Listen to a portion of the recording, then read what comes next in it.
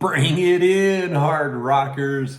All 32,000 of you guys. That's some big news that we had in the last week. We hit 32,000 subscribers here at the Golden Age of Hard Rock. So, for all 5 of you who will actually watch this video, bring it on in. Let's have a seat. Boy, girl, boy, girl, boy, girl. Crisscross applesauce. Well, before we get started, first glass of the day, and it is from Nassau, Bahamas. And the reason why is because we're celebrating Iron Maiden, Peace of Mind, that was recorded in Nassau. And see, our drink of the day will be a little Sunny Little Thing out of Chico, California, and Sierra Nevada Brewing. So let's get this kicked off. And first, I'll apologize. There was no week in Hard Rock last week because I was sick. You know, I'm thinking I probably had COVID. At this point, I don't even bother to take the test anymore, but it knocked me out for a couple of days. But I'm back. I'm back in the New York groove. Cheers. Hard rock goodness. All right, let's get started.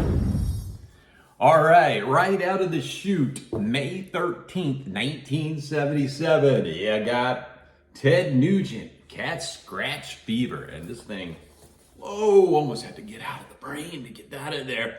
Teddy boy getting all scratched up.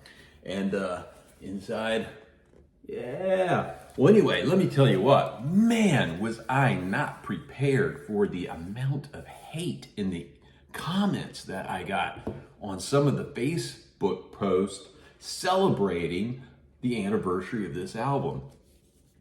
And you guys know this channel is not a political channel. I don't care who you vote for. I'm not telling you who to vote for. Hell, I don't even care if you vote, honestly. This channel is about the golden age of hard rock. And is Ted Nugent part of the golden age of hard rock? Well, to me, the golden age of hard rock is a period of time from about 1970 to the late 80s. And check the box, man. Ted Nugent was a force to be reckoned with during a period of that time. From his prime, I think it's probably 77 to maybe early 80s. The dude was selling 200, or not selling, he was performing 200 shows a year for that run, selling out huge places. He was a headliner on numerous Saturday and Sunday all-day festivals and stadiums. You know, say what you will. It's your choice to make if you like this guy or not, but he definitely was part of the golden age of hard rock. And probably the thing that I respect the most about Ted Nugent is a lot of bands, some of them won't even have an opening act. And the ones that do want to pick, I don't know, just run-of-the-mill, average people.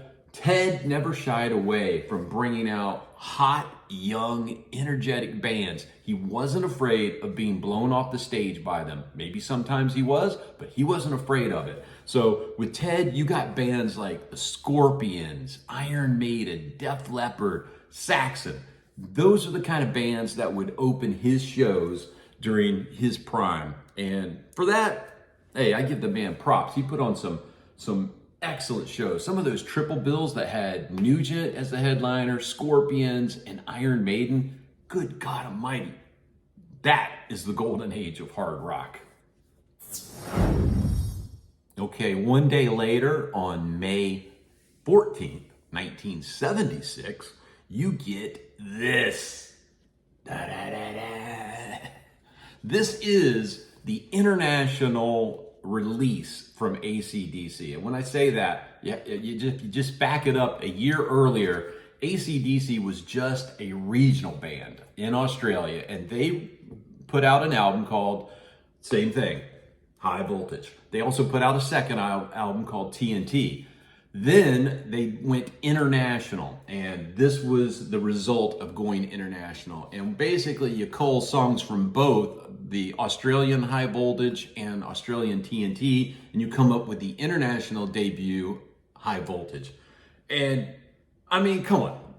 It's ACCDC, and it's their international debut. This is a collector's item, and this is what really started the worldwide love affair with ACDC. Nothing but classic killer ACDC. May 14th was the birthday of Poison's CC DeVILLE. CC was born on May 14th, 1962 in Brooklyn, New York, so he turned 62. Get some, CC. May 15th was the birthday for URIAH HEEP's Gary THAIN. Gary played on Demons and Wizards, The Magician's Birthday, Sweet Freedom, and Wonderworld. Gary died young at the age of 27 back in 1975. May 16th, 1983 was the date we all got Peace of Mind from Iron Maiden. It was the fourth studio album and the first to feature new drummer Nico McBrain, who had replaced Clive Burr. And boy, did Nico announce his arrival with the song intro, the album intro to Where Eagles Dare. A killer intro and just a killer album, period. And it's why I'm drinking out of my Nassau, Bahamas glass today, because Peace of Mind was recorded down at Compass Point Studios in Nassau. I mean, there's so many great ones on this album too. The Trooper, Flight of Icarus, Revelations, and then, of course, the deep cuts like Sun and Steel, Die With Your Boots On, Still Life, and To Tame a Land, to name a few. It's Maiden perfection. May 16th was also the birthday for two drummers, one who's still with us, Roger Earl of FOGHAT.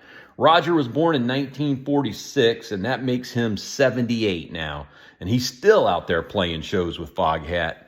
Sadly, Darrell Sweet of Nazareth is no longer with us. Darrell was born in 1947 and passed away in 1999.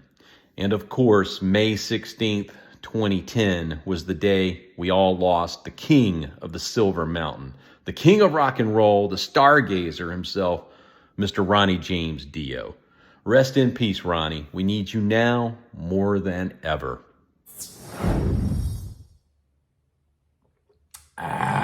Continuing on. May 17th, 1974. Hopefully you can see that without glare. And it's BUDGIE, In for the Kill.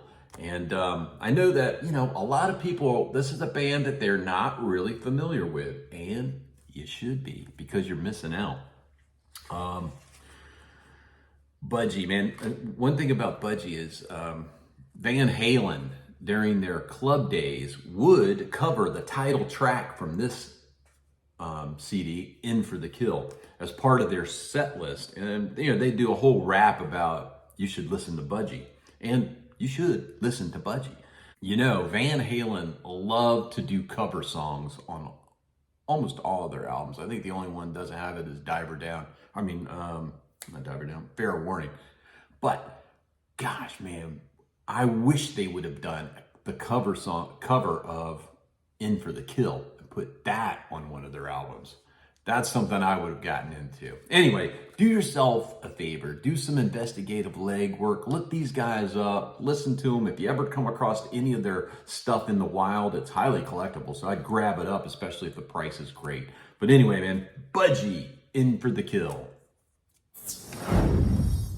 Well, one band that you'll definitely know is Rainbow. On May 17th, 1976, Rainbow released Rising. Now, this is classic Rainbow, going from left to right in this photograph. It's Cozy Powell on drums, Jimmy Bain on bass, Ronnie James Dio on vocals, Tony Carey on keyboards, and of course, Richie Blackmore on guitar. On May 18th, 1976, another British band, URIAH HEEP, released High and Mighty with the artwork that shows an inverted German Luger flying through the air.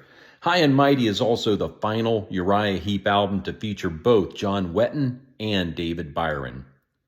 On May 18th, Rick Wakeman from prog rockers Yes turned 75. Rick was born in 1949 in Middlesex, England. Happy birthday, Rick.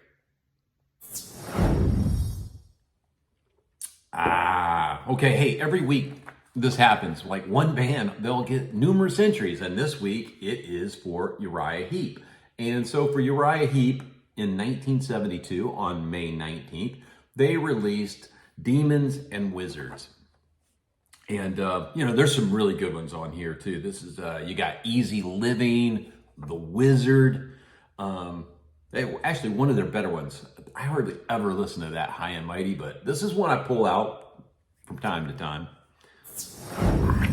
On May 19th, 1975, AEROSMITH released the single Sweet Emotion, taken from the Toys in the Attic album, and it featured Uncle Salty on the B-side. And we also have one more birthday boy, and that would be Mr. Phil Rudd from ACDC. He was born on May 19th, 1954, which makes Phil 70 years old. Happy birthday, Phil. Guys, I would like to personally invite you to come over to Facebook and follow the page, The Golden Age of Hard Rock. We're all one big family, and it's just another way that we can communicate with each other. The more, the merrier. So that's it for this week in hard rock. And we all actually lived the golden age of hard rock. And here at this channel, we will relive the golden age of hard rock. Cheers.